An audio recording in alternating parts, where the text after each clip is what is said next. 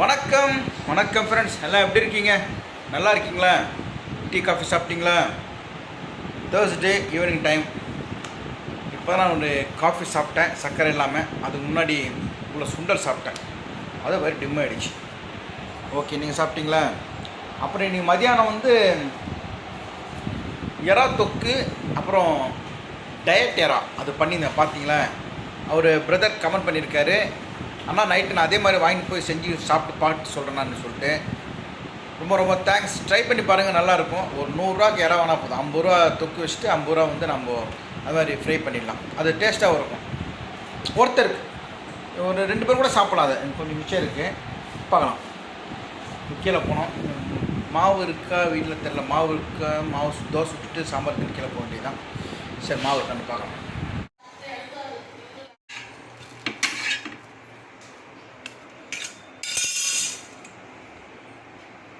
Okay,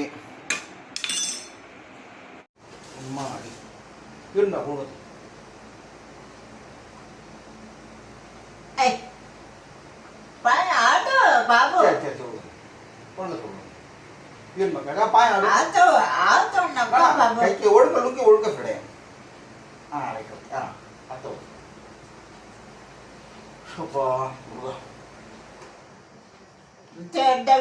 good பாய்.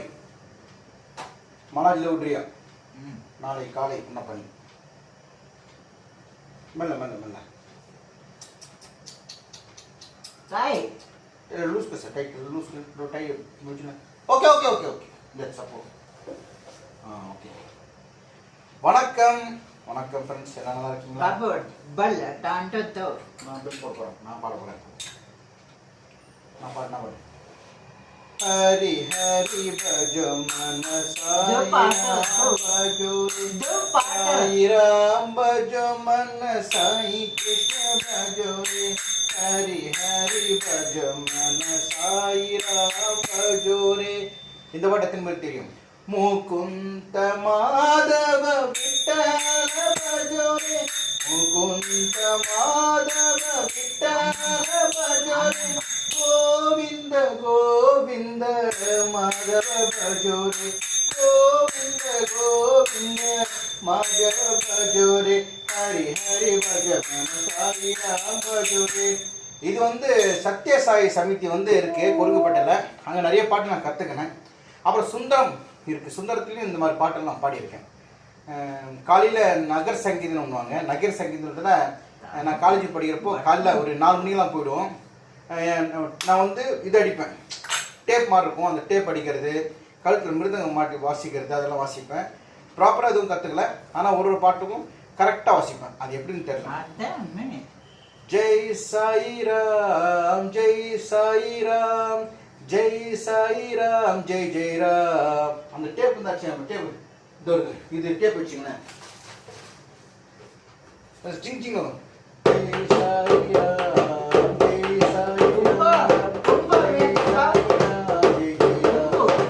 கும்பனம் அநாதரட்சக சாயிராம் பாவர் தாண்டவ சாயிராம் பிரேம சுரூபா சாயிராம் பிரேமாவதாரா சாயிராம். அந்த கொருகுப்பட்டை தண்டார்பட்டை சமிதி ஒன்று இருக்குது, அதெல்லாம் போய் கலந்துப்பேன். ஞாயிற்றுக்கிழமை வந்து மெடிக்கல் கேம்ப் நடத்துவாங்க தண்டார்பட்டை சமிதியில். காலையில் மெடிக்கல் கேம்ப்னா நிறைய பேர் வருவாங்க. அவங்க மாத்திரை மருந்து எடுத்து கொடுக்கறது, சுகர் டெஸ்ட் பண்ணுறது எல்லாம் பண்ணியிருக்கேன். எல்லா வேலையும் செய்யிட்டாங்க. பிராட்வே கேள்விப்பட்டிருக்கீங்களா? பிராட்வேல ஜனசக்தி ஒரு ப்ரெஸ் இருந்துச்சு. இப்போ தினத்தந்தி, தினமணி, தினகரன் மாதிரி ஜனசக்தின்னு ஒரு ப்ரெஸ் இருந்துச்சு. அதில் நான் வந்து 1986, 87 வேலை செஞ்சு நினைக்கிறேன். ப்ரூஃப் ரீடராக இருந்தேன். அந்த கம்போஸ் எல்லாம் பண்ணி தருவாங்க, ப்ரூஃப் எடுத்து அதை செக் பண்ணிட்டு இந்த மிஷின் பிரிண்டிங் தருவாங்க. அந்த வேலை செஞ்சுருக்கேன். கம்போசிங் பண்ணியிருக்கேன். சின்ன வயசுலேயே ஒரு 16 வயசுல எல்லாம் வேலை செஞ்சுட்டு ஆஞ்சோடி எக்ஸ்போர்ட்டில் போய் வேலை செஞ்சுருக்கேன். கடைசியில் எக்ஸ்போர்ட்டை செஞ்சு வேலையை போட்டு நின்னாச்சு. கொரோனா டைமில் வேலையே இல்லை. கொரோனா டைமோட ஓனர் இறந்துட்டார், கம்பெனி க்ளோஸ் பண்ணிட்டாங்க, அவ்வளோதான். வேறு கம்பெனி வேலைக்கு போனால் கிடைக்கும், பட்டு அந்த பழைய கம்பெனியில் நான் ஒர்க் பண்ணுற ஒரு ஃப்ரீடம் கிடைக்காது.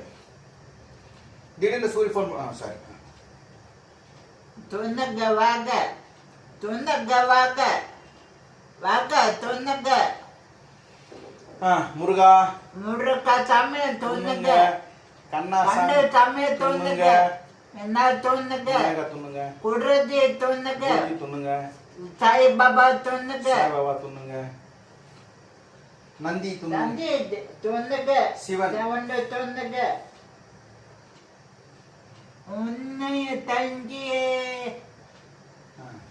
உண்ண உணவும் நீரும் தினம் தந்த தெய்வமே என்றும் உமக்கே நாம் நன்றி சொல்லுவோம்.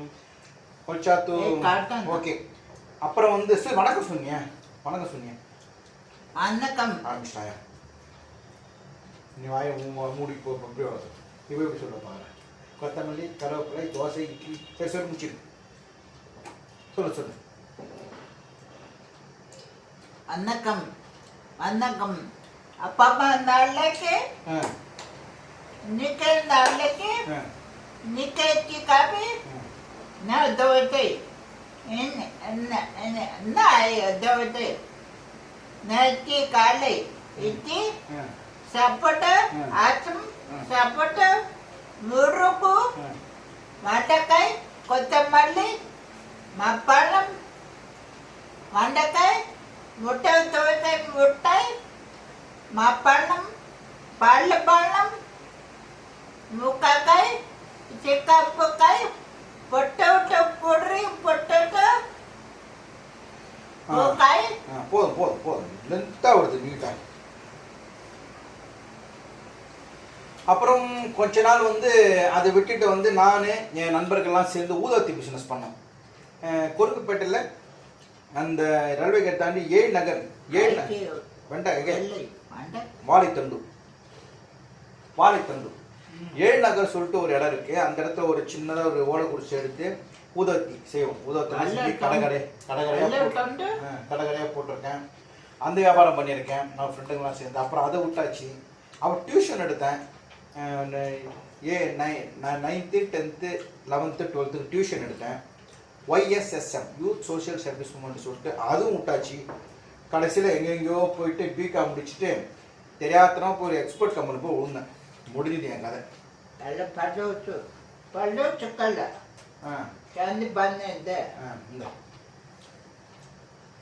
நான் பண்ண பெரிய தப்பை அதுதாங்க. பிகாம் முடிச்சுட்டு எம்காம் கரஸில் பண்ணுறப்போ எக்ஸ்போர்ட் கம்பெனி வேலை செஞ்சேன் பாருங்க, பெரிய மிஸ்டேக். ஒரு ஆடிட்டர் கிட்டேயோ ஒரு அக்கௌண்ட்ஸ்லேருந்தோ போயிருக்க வேண்டியது.